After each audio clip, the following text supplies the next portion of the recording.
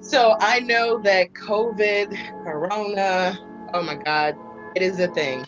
It is very annoying. I'm ready for it to be over. I don't know how you guys feel, but I know I'm ready for COVID to be over.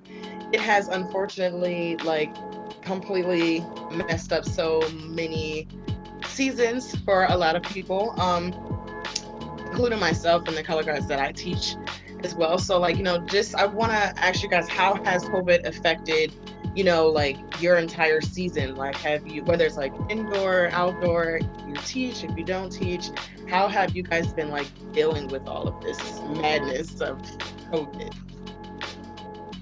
So I had like my winter season last year get cut right in the middle. We were competing in WGI in our local circuit, MAC, which is in Connecticut, and everything just got shut down all at once, which was very tragic. Yeah. For our fall season, we did like a virtual halftime show. We learned to show stand still and like distance and everything, and then we filmed it, but that still hasn't gotten like released yet. So we're still not sure of what's happening with that. We're trying to do the virtual competitions through WGI this winter. However, my school got like really bad with COVID cases towards the end of November, like after Halloween, so we got shut down again. So we only had about 2 winter practices before we got sent home for the rest of the semester. And I'm not going back until February now because they elongated our break in hopes of like a vaccine or like keeping cases down. So once we get back, we only have like, I think I counted 15 practices. So I'm not really sure what's going to happen, if we're going to end up learning a show or Right. what they're going to throw at us. But I just want to do something, like as long as it's flags in a gym in some form, like I'm totally fine with that because I miss it so much. My band was originally scheduled to go to France back in June for the D-Day parade. We were supposed to be the principal band that year. Wow. Yeah, and they ended up postponing it till this June. So I'm hoping we're still good to go. Yeah, that would have been a really fun trip. It would be a really fun trip, and it was a lot of money, so Yeah. hoping I don't lose it all. Right. But over the, right before classes started, our band director had us film our, victory song that we would usually do at the beginning. Mm-hmm. And we all submitted videos, and he put a little, virtual victory together and then posted it on our YouTube channel. And then for the season, we basically just had to meet and stand in one spot for the whole time. And everyone had to be 6 feet apart. And then we filmed just a ton of stuff. We did a halftime show and then just a ton of our stand tunes. And he's been kind of releasing them, I guess, as he edits them. So there's a couple videos up. There's still a few missing, but just to keep the audience engaged. Yeah, it was nice to watch them and be like, oh, cool, that's we actually did do something during COVID. And, it didn't stop us. And right now we're scheduled to perform at the Virginia International Tattoo in April. But I know that my school just sent us an email saying they don't want people coming back until February. So I'm a little worried that might get canceled. So at Wyoming, things have definitely been drawn back quite a bit as far as our marching season goes. We actually did not have a marching season. We were able to go to one home game before they kind of canceled football and it wasn't as much of a thing anymore. Our original plan was to sort of have an A and B band to send to different games to keep us small enough that we could fit in the stands and follow all of the guidelines for COVID. But obviously plans change all the time with COVID, how fast it's moving and everything. So that changed a lot. As far as our auxiliary team goes with our color guard and our featured twirlers, we were able to put out 2 different holiday performances. So one of them was a dance routine that we did for Halloween. And then our next one was kind of a happy holidays video that some of our members participated in, where we had a flag and rifle routine as well as a bit of dance in there. So some of our girls did that. as far as the winter season goes, Wyoming doesn't actually participate in any winter guard or anything like that, just because our numbers are so much smaller than other schools.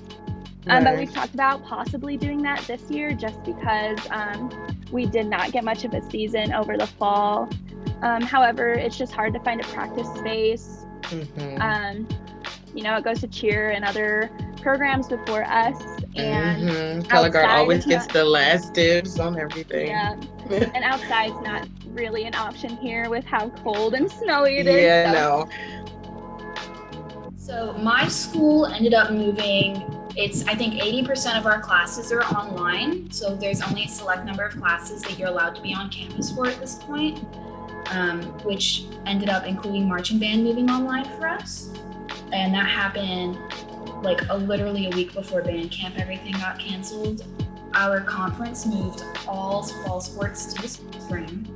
So there was no games for us to perform at anyway.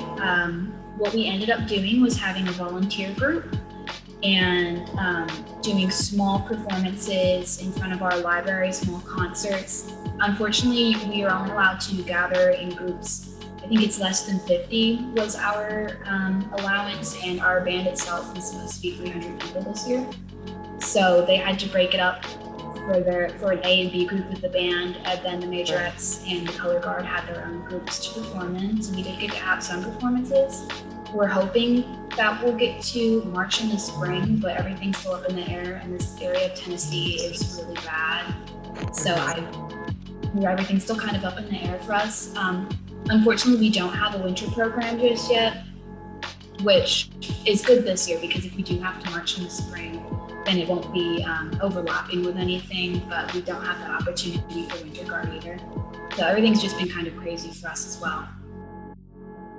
Similar to Nicole, the SWAC decided not to have a football season in the fall, but we are having a spring football season. So I'm so glad to hear that. I actually start band camp on Wednesday. We did not have a season. We had a few performances. The dance line it's 12 of us this year.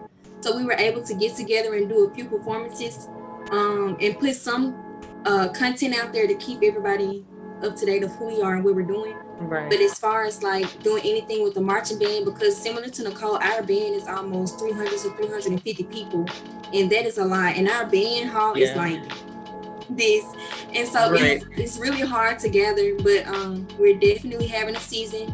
Our freshman and the dance line moves in this Wednesday, so I'm praying that nothing goes crazy where they send us home, because we have been working tirelessly. Our band directors have been working tirelessly to make sure that our band program is able to successfully, go through with this season. But we didn't have anything in the fall, but we'll be out in the spring. Stay tuned for the Sonic Boom. So this will be you guys' first time like coming out since everything got shut down. Besides like the performances. Yeah, we when Deion Sanders was announced as our head football coach, we did a small performance. It was a very small band. I want to say maybe 35 to 40 people. Right. And compared to the 350 that you were just saying. It was very difficult. We had to perform with masks on, and it's different, but I feel like this is going to be the new norm. Yeah, so at University of Dayton, the first few weeks got put online because we kind of had like a layered movement with all the students on campus, and the cases got very crazy. So all classes got put online for the first 2 weeks, including marching band, of course. But we tried to keep it as normal as possible. We kind of went through the traditions of the band, telling the history of the band. We had sectional meetings, try to like meet everybody. And then once everything got back to normal, we still had a band camp, which included masks, social distancing, things like that. So we tried to keep it as normal. It wasn't as long as a normal band camp. I think it was about 3 days. But then we still had rehearsals. We kind of did what other people did, recorded videos of shows that we did. And we, the band director, he put it out on like a live video so everybody could watch it. And that's pretty much it. We were trying to make sure things were normal. The times where things got crazy, we had to go back online, but we still tried to keep the normalcy, keep up the traditions, the family that the band's created out. I guess I'll just kind of go in chronological order and talk about what happened. I mean, I was marching. UCLA doesn't have a winter guard or any winter programming, but I was marching with a different winter guard, an independent group, Diamante, and we finished our winter season did get cut short because of COVID, as everybody's winter season kind of got cut short. Yeah. So that was cut short, and then I've also done drum corps for quite a few years, and I was supposed to march this summer, and obviously that didn't really happen. And then once I came back to school, everything is fully online for us. The people that are in the color guard right now that haven't been in it past years, I've never met them in real life, because everything's been fully online. We haven't done any in-person rehearsals, any in-person performances, nothing like that. Especially because a lot of people who are in the band, since it is fully virtual, a lot of them aren't living in Los Angeles right now. They're, spread out. We have some people that are, I think, international students that are living outside of the country even, that wouldn't be able to participate, and even people that are out of state, things like that. But yeah, we did do a virtual band camp in the fall at sort of the normal timeline that we would usually do it. It was shortened. We did maybe a week. We've had weekly sectionals, like just the color guard, learning different routines, things that don't change year to year. We've done a lot of going over that stuff. We did a few virtual recording projects, which was everybody records themselves individually, and then we stitch it all together. Like many of you have said, I think we've all been kind of doing similar things. A lot of them were full band projects, but we're gonna hopefully try to do just a color guard only project this winter. So that will be pretty exciting, hopefully. And yeah, I think that kind of covers about everything. We've just been doing fully online everything, which is a little silly, but. Our band's actually only 50 or 60 people total, including the dance team, color guard, and the actual band. We actually were able to meet in person finally. There was definitely some tears when we showed up in August for the band camp, where everyone's like, we're actually here. We've gotten very lucky in that we could record in person, and we're able to actually, conduct ourselves together and actually be a family. But we're actually moving in next week, where we're going to start up some more stuff, because the Division 3 is supposedly supposed to be having some more football games this spring. They actually created we actually have the biggest football stadium screen in the division now, I guess. We're going to be recording a field show, hopefully to show at the different games.